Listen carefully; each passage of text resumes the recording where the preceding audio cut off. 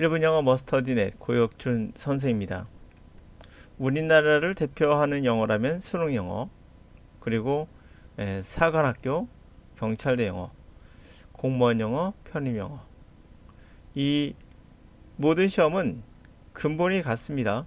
다시 말해 묻는 말이 동일하다는 얘기예요. 물론 난이도 차이는 있습니다. 자, 그 문제 한번 같이 살펴볼 수 있는 문제가 있어서 한번 보도록 하겠습니다. 이 대표적인 우리나라 시험 중에 하나인 이 시험들은 근본이 같다고 하면 믿겠습니까? 근본이 뭐냐? 본질이 뭐냐? 바로 영어의 능통성이죠. 그 영어의 능통성은 어떻게 차이를 고별하느냐? 고득점을 받는 학생들은 반드시 이게 선제의 조건이에요. 좁게 자잘하게 놀지 마라가 근본입니다. 그리고 전체를 봐라. 이게 근본이에요. 물론 난이도 차이는 있습니다. 지금 이 문제를 통해서 제가 말하고자 하는 얘기는 2020년 사관학교를 통해서 바로 이게 여러분이 알고 있는 시험의 우리나라 시험의 특징이다를 말해주고 싶은 거예요. 문장을 삽입하는데요. 대부분 강사들은 이런 강조할 거예요. 그러나 이렇게 치고, 물론 도움이 안 되는 건 아니에요. 아니면 but 이런 거, 또는 뭐 this 이런 거, 그리고 this 이게 보이죠? 이거 thus 같은 거, by contrast 대조적으로 이런 것들이 힌트다라고 말할 거예요. 이런 거 뭐라고 한다? 다시 올라가서 보여드릴게요. 좁고 자잘하다는 거예요. 이렇게 좁고 자잘한 것들을 하지 말아야 됩니다. 이렇게 하시면 여러분들이 고득점을 맞는데 절대 도움되지 않아요. 좁고 자잘한 사람은 좁고 자잘하게 노는 거죠. 점수도 전체를 볼 줄 아느냐가 중요합니다. 그래야 맞출 확률도 높아져요. 이젠 이 문제 함께 보도록 하겠습니다. 자, 이 문제 특징은 바로 여기에서 나옵니다. 가장 중요한 특징은 얘예요. 바로 이것을 정확히 보셨다면은, 그리고 이 두 번째가 이거예요. 첫 번째가 얘고 두 번째가 얘예요. 이것을 보셨다면은 문제를 정확하게 풀 수 있었고, 이걸 보지 않고 풀었다면 운에 맡기는 수밖에 없어요. 그 정도 중요하다는 얘기죠. 자, 그러면 첫 번째, 대안, alternative라는 단어 당연히 대안의 사용이라고 했어요. 우리가 말하니까 대안의 사용이 뭐지? 정확하게 해석이 안 되죠? 그것부터가 잘못이에요. 이건 바꿔 사용한다는 얘기예요. alter가 바꾸는 거죠. 이 방법도 있지만 방법을 바꿔, 그래서 사용할 수 있다는 거예요. 자, 대안적 사용, 다시 말해 바꿔서 사용하면 이 법을 일반적으로 규범을 강조하거나 스탠다드, 기준을, 사회적인 행위에 대한 규범과 기준을 강제하는 수단으로서 이 법을 취급할 수 있다는 거예요. 자, 중요한 포인트예요. 바꿔 사용한다는 거예요. 갑니다. 우리가 law라는 법이라는 법칙이라는 용어는 사실 다양한 방식으로 이용하죠. 우선 첫 번째가 나옵니다. 첫 번째로는 과학적 방법이겠죠. 과학적 법칙. 이것은 소위 서술적 법칙이라는데요. 이 디스크립트가 뭘까요? 있는 그대로 묘사하는 거예요. 뭔가를 뭐 하는 게 아니라 그냥 그대로, 있는 그대로 묘사한다 뜻이에요. 사실 그대로. 디스크립트, 다시 말해서 사실 그대로 묘사하는 법칙, 바로 과학적 법칙이 되겠죠. 과학 법칙은 바로 있는 사실에 진행되는 사실들을 그대로 묘사하는 법이죠. 첫 번째 그거란 얘기예요. 자, 이 법칙들이 바로 규칙적이고 반드시 필요한 그런 패턴, 행동의 패턴들을 묘사해요. 그대로, 있는 그대로. 자연이나 사회적인 삶에 어느 쪽이든 발견되는 그러한 규칙적인 패턴이 있겠죠. 그 패턴을 그냥 묘사하는 거예요. 가장 명백한 그러한 본보기로는, 눈에 띄는 본보기로는 자연의 과학에서의 발견되는 게 있겠죠. 이를테면 운동 법칙이나 또는 연력학 같은 거겠죠. 물리학자가 이제 진보시켜 놓은 것들이죠. 그러나 또 이러한 개념이 법칙의 개념, 어떤 개념? 묘사적인 개념. 이 개념이 또한 이용되는 게 사회 이론가들에서 이용돼요.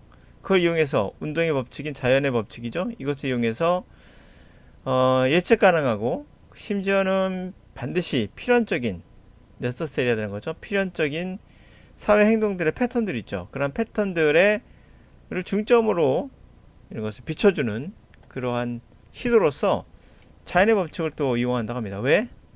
당연히 묘사적인 거니까, 그대로 묘사하는 거니까. 자, 그래서 이것은 엥겔스의 어떤 주장에서 볼 수 있는데, 주장은 바로 마르크스는 역사와 사회 발달의 법칙, 패턴이죠. 법칙을 발견했다라는 주장에서 볼 수도 있고, 그리고 소위 수요와 공급이라는 법칙. 이거는 우리가 경제 이론의 기저에 깔려 있는, 반드시 그래야 되는 그런 기저에 깔려 있는 필연적인 그러한 법칙이죠. 이게 바로 있는 그대로 묘사한다는 거예요. 있는 그대로 묘사한다. 그게 되겠죠? 있는 그대로 묘사하는 법칙을 두 가지 소개해 줬어요. 4번 가볼게요. 사회학자들은 따라서, 이게 중요한 게 아니에요. 사회학자들은 법의 형태라고 했어요. 법칙의 형태. 여기부터 약간 달라진 거 보이시죠? 법칙의 형태로 작동한다고 봤다는 거예요. 작동하는 법칙의 형태를 봤다는 거예요. 자, 이게 바로 대안적인 사용인 거예요. 바꿔 사용해서, 바꿔 사용하면 법을 강제 수단으로서 묘사하는 게 아니야. 강제하는 수단의 기준과 규칙, 기준과 어떤 규범에 대한 수단으로서 그렇게 법을 본다는 거죠. 자, 법의 형태라고 했습니다. 이게 바로 얼터너티브 유스예요. 이로써 작동하는 것으로 본다. 모든 조직된 사회에서 그 범위는 비공식적인 과정, 일반적으로 전통적 사회에서 발견되는 거, 그리고 공식적 법 시스템, 전형적으로 근대 사회는 법 시스템이 있죠. 그러니까 이건 뭔지 아시겠죠? 비공식적 과정이라는 건 전통적인 사회에서는 법보다는 어떤 규범이나 그런 것들이 있죠. 도덕 윤리 같은 거. 그런 것은 인포멀 프로세스라는 거예요. 거기서부터 이제 현대는 법으로 갖춰져 있죠. 법이라는 포멀한 리걸 시스템 있죠. 법률 시스템이 있어요. 그런 게 이르기까지. 이게 바로 뭡니까? 여기서 말하는 강제하는 거야. 인포스 하는 거죠. 규범을 강제하는 거. 묘사하는 게 아닌 거죠. 디스크립티브 하는 게 아니라 엔포스 하는 거예요. 여기에 나왔듯이 그런 겁니다. 자, 그래서 여기 나오죠. 디스크립트 한다라고. 이런 것이 아니라 강제하는 거예요. 거의 이래까지.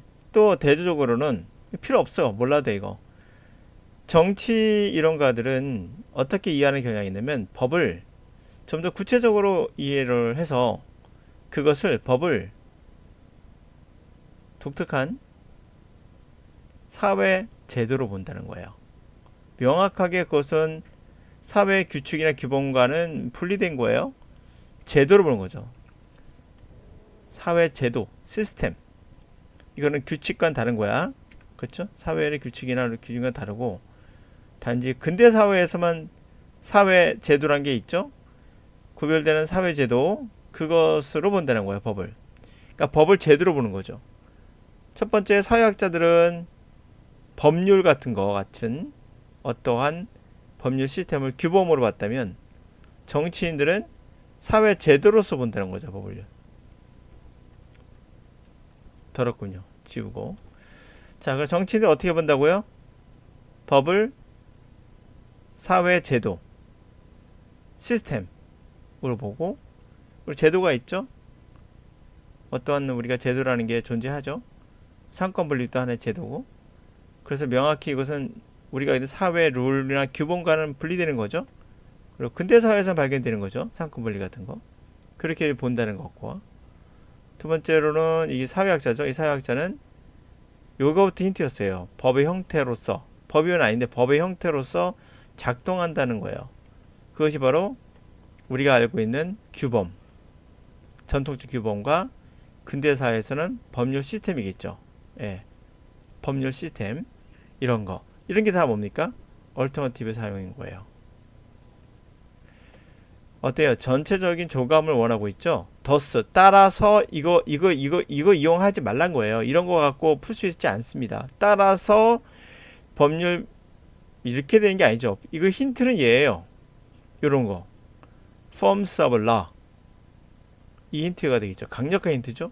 그리고 여기서 힌트가 또 이거였고요. alternative use였고요. 두 번째 힌트 얘라고 했죠. 강제한다는 힌트예요. 얘는 묘사하는 건데 얘는 묘사하고 있죠. 얘는 그쵸? 묘사하는 거고 얘는 묘사가 아니라 강제하는 거예요. 다르죠. 힌트가 여러 개가 있어요. 자, 전체를 조감하느냐를 보고 있다는 거 아시겠죠? 그러므로 근본은 수능 영어 다 똑같아요. 사관 영어나 경찰대 영어나 공무원 영어나 편입 영어나 다 똑같습니다. 근본은 같아요. 좁게 자잘하게 보지 말란 얘기예요. 디스, 데스 이런 것 보고 답 고르지 말란 얘기예요. 전체를 조감하면 된다는 거죠. 물론 이것도 힌트가 안 되는 것은 아니에요. 이것은 자잘한 힌트란 얘기예요.